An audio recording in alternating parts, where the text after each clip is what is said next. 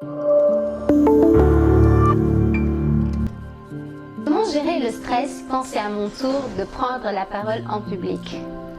Imaginez que demain, vous avez une conférence à animer devant une centaine de personnes. Auriez-vous peur de prendre la parole en public? Bonjour, Kiné Diao, coach en technique de communication et développement personnel. Et sur cette vidéo, je vais vous présenter 3 idées sur la peur de la prise de parole en public et 5 autres astuces pour tuer le trac. C'est parti! La première chose à savoir sur la peur que vous ressentez lorsque vous prenez la parole en public, c'est que cette peur est une peur répandue. Presque tout le monde a eu à le vivre. Et c'est pour t'expliquer que presque tout le monde, à un moment de sa vie, a eu peur de prendre la parole en public. Donc tu n'es pas le seul dans ta galère. Et la deuxième chose à retenir, c'est que cette peur est due au stress. Et pour ceux qui ne le savent pas, le stress, c'est quand ton cerveau libère un excès d'adrénaline sur tes organes vitaux. Et tu peux remarquer que lors de ces moments de stress, ton cœur bat très rapidement, tes mains sont moites, tu sues beaucoup et tes pieds tremblent. En réalité, ton corps est en situation de combat ou de fuite. Il est prêt soit à combattre, soit à fuir. Mais puisque tu le retiens, tu ne veux pas combattre ni fuir, il se met à trembler. C'est ce qui fait que tes mains tremblent, souvent tes pieds tremblent aussi. Alors c'est une situation parfaitement normale.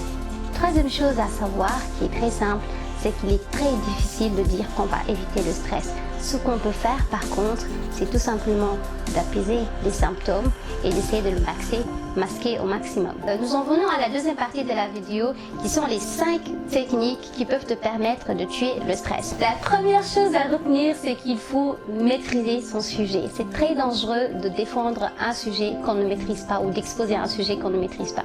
Parce qu'il faut pouvoir être en mesure de répondre aux questions qu'on te pose. Il faut pouvoir être en mesure de parler de ce sujet avec passion. Parce que n'oublie pas, les gens passionnés sont passionnants. Et la deuxième chose très importante, c'est de s'entraîner. Et oui, mes chers amis, il faut s'entraîner sur le ton de la voix, s'entraîner sur le gestuel, s'entraîner sur l'articulation. Et vous pouvez le faire tout simplement en vous regardant devant la glace ou vous filmer ou le faire devant des amis qui vont vous donner leur appréciation. Et la troisième des choses, c'est de maintenir le regard visuel. Il est très important de regarder son auditoire ou son interlocuteur. Ça va vous permettre non seulement d'avoir un air sympathique, c'est-à-dire de créer un lien entre vous et votre auditoire, mais aussi les pousser à se concentrer sur ce que vous êtes en train de dire. Et surtout, évitez les regards mitraillés. C'est-à-dire quand vous regardez les gens comme ça, vous les balayez comme ça du regard. Non, il faut bien regarder les personnes. Et évitez aussi de faire votre discours, de faire votre présentation en ayant la tête baissée. Ça vous donne un air d'une personne qui n'a pas assez confiance en elle. La quatrième technique, c'est trouver un complice dans la salle.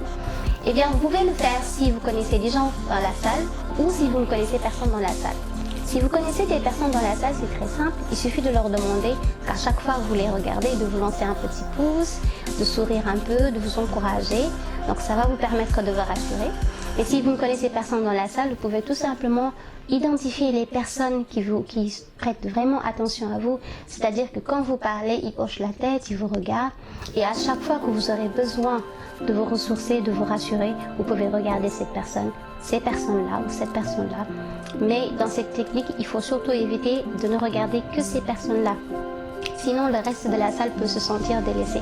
Donc, ces gens-là vont seulement être là pour nous aider à nous rassurer et nous ressourcer. Et la cinquième technique qui peut paraître banale, mais qui est très importante, c'est essayer de se mettre une ambiance positive dans la tête.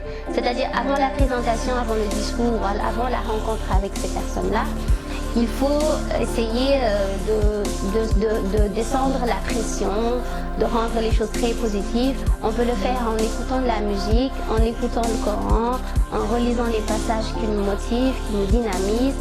L'objectif, c'est tout simplement refaire descendre la pression et se dire que je vais tout simplement parler à des personnes comme moi.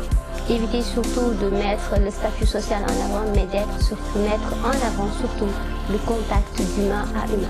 Le pire des cas qui puisse arriver, mes chers amis, c'est qu'ils n'acceptent pas ou n'adhèrent pas à votre idéologie. Après, on ne vous transformera pas en grenouille ou en chaton. Voilà, c'était les 5 trucs et astuces de la semaine. Je remercie Djenaba pour la question pertinente qu'elle a posée et qui, je suis sûre, pourra bénéficier à beaucoup d'autres personnes. Si, comme Djenaba, vous avez d'autres questions ou d'autres suggestions ou commentaires, vous pouvez toujours nous l'écrire dans la barre des commentaires. N'oubliez surtout pas de vous abonner à la chaîne, de lâcher votre petit pouce et de nous rejoindre sur notre communauté Kiné Coaching. Je vous souhaite de passer une excellente journée et bonne chance à tous. Au revoir.